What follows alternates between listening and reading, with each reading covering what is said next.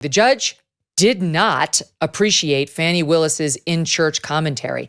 And you guys had both been saying that he wouldn't because, you're former DAs and it's not appropriate for a district attorney to speak out in the way that she did at that church. And this judge absolutely agreed with you and didn't hold back on that. He didn't use it to disqualify her.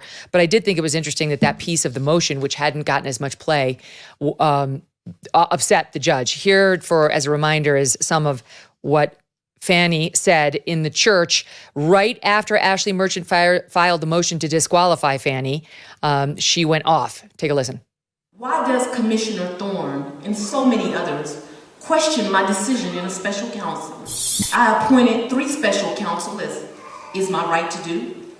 Paid them all the same hourly rate. They only attack one. First thing they say, oh, she gonna play the race card now. But no, God, isn't it them who's playing the race card when they only question one?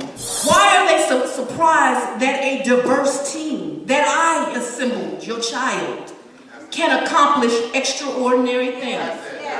God, wasn't it them that attacked this lawyer of impeccable credentials? How come, God, the same black man I hired was acceptable when a Republican in another county hired him and paid him twice the rate? Oh, y'all ain't hear me. Why is the white male Republican's judgment good enough, but the black female Democrats not?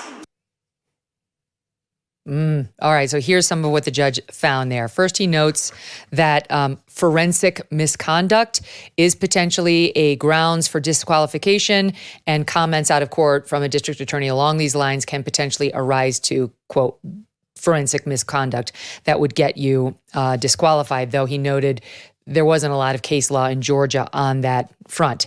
He said, he mentioned her, quote, unorthodox decision to make on-the-record comments and authorize members of her staff to do so to authors intent on publishing a book about the special grand jury.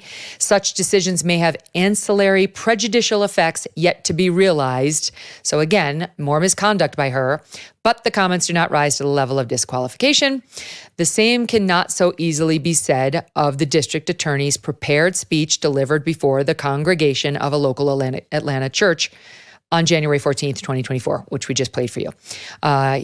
He goes on to say, the state argues that speech was not aimed at any of the defendants in this case. Maybe so, but maybe not. Therein lies the danger of public comment by a prosecuting attorney.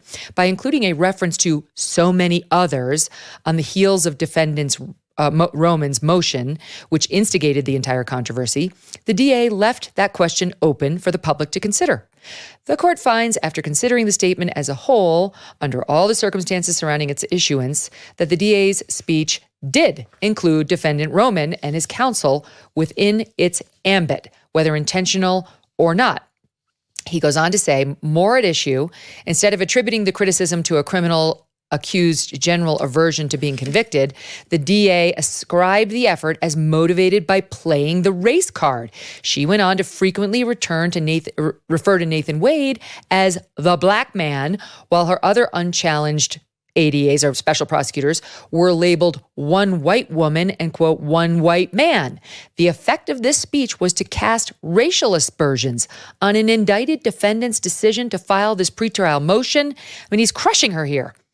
However, the speech did not specifically mention any defendant by name. It also did not address the merits of the indicted offenses, nor did it disclose sensitive or confidential evidence yet to be revealed.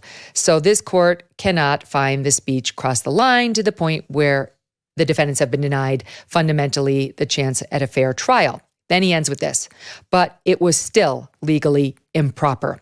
Providing this type of public comment creates dangerous waters for the district attorney to wade further into. The time may well have arrived for an order preventing the state from mentioning the case in any public forum to prevent prejudicial pretrial publicity, but that is not the motion presently before the court. And yet, Phil, it almost certainly will be within days to try to gag this district attorney from further endangering the defendant's right to a fair trial. Well, how the hell does he think that toothpaste is going to get back in the tube if she's gone so far as to disparage Roman the way the judge has found that she did, a gag order on her moving forward somehow solves that? No, the remedy is disqualification. In other words, that's a scathing opinion. It really throws her out under the bus so badly that, she ought to be ashamed and tuck her tail and just leave town. It's so bad. I'd be looking for a new job if a judge described my conduct that way. But no, he's going to say all these things and say, oh, but you know what? It's still not anything that I'm going to do anything about. I'm just going to issue a little warning, don't do that again. And let's all kind of move along. It's just ridiculous. It absolutely is ridiculous because that damage has already been done and no gag order by this judge can fix it. It's the damage and it's not just Roman, by the way, it's all of them. And if you think that she's not going to find a way to make additional public statements that disparage these defendants, then I got news for you, because she's going to find a way to do it, whether it's directly or indirectly. She's going to use surrogates to get her message out. There is no doubt in my mind, because she has a lot of hard feelings about this case. It's personal to her. It's emotional. She's letting her judgment get clouded by her emotions. We saw that type of behavior in court. It's obvious that she wants to make this public message. She wants to try these defendants, not only in the courtroom, but in the court of public opinion, because after all, it is an election year. So I think that any gag order he does at this point is lipstick on a pig, to be honest with you.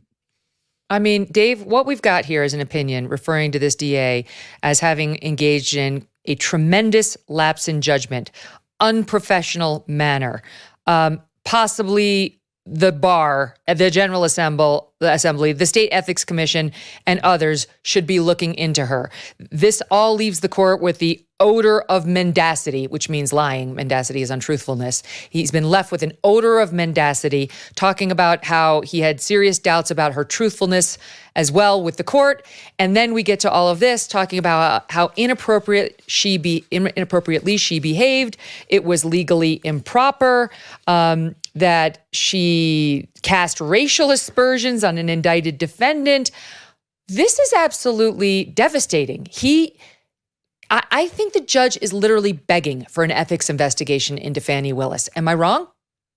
No, I think you're right. I think he's saying that because I'm going to stick to whether there's an actual conflict, my job here is done, but you can continue this in front of the bar, in front of the legislature, in front of other entities, and I'm going to leave it to them. And I always expected her and Nathan Wade to get a tongue lashing by this judge. This went further than I thought. And I thought like the judge acted properly here, because what she said is improper for a sitting prosecutor to do that. Now, I don't think the initial remedy is to disqualify her from the case for making those statements in the church, but it is to issue a gag order. And then if she violates the gag order, then I think you remedy that with a disqualification. But I do think the judge acted properly here. I don't think you push the nuclear button right away. I want to tell you about the Association of Mature American Citizens, or AMAC, an organization dedicated to America's seniors.